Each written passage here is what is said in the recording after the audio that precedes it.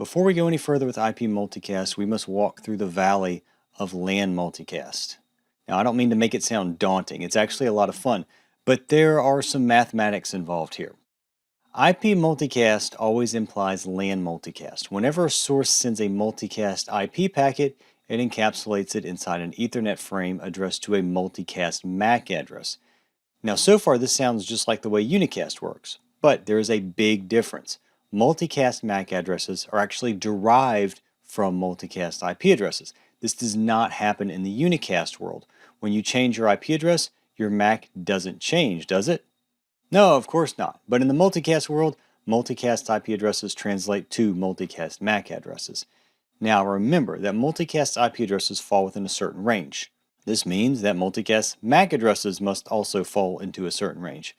There's an easy way to tell the difference between Unicast and Multicast MAC addresses. The second to left hexadecimal digit of a Multicast address is always odd, whereas the same digit of a Unicast address is always either even or 0. Now take a look at these examples.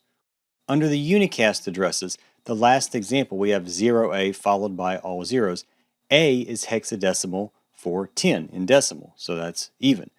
Now look at the Multicast addresses. We've got 01. Well, 1 is obviously odd. Look at the next one, 07, followed by 0B, which is 11. These are all odd.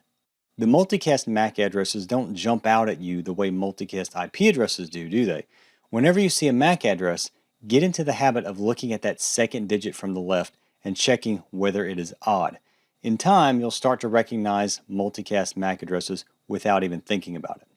A Multicast frame is just an Ethernet frame sent to a Multicast MAC address. Ethernet interfaces never use Multicast addresses as a source address. A Multicast frame gets forwarded to many hosts in a subnet. Now, how many is many?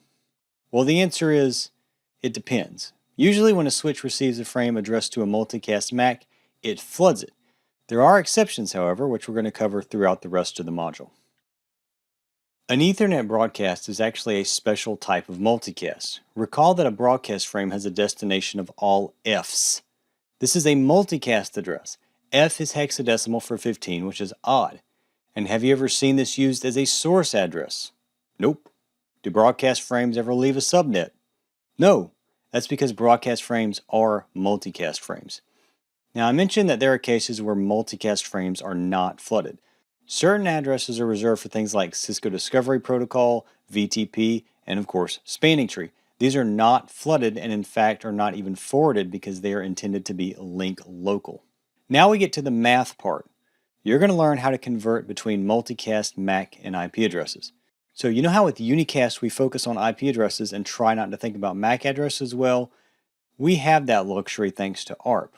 Well, there is no ARP for multicast because again, multicast MAC addresses are derived from the IP address. So we're going to learn a tortuous process to translate a multicast IP to a multicast MAC.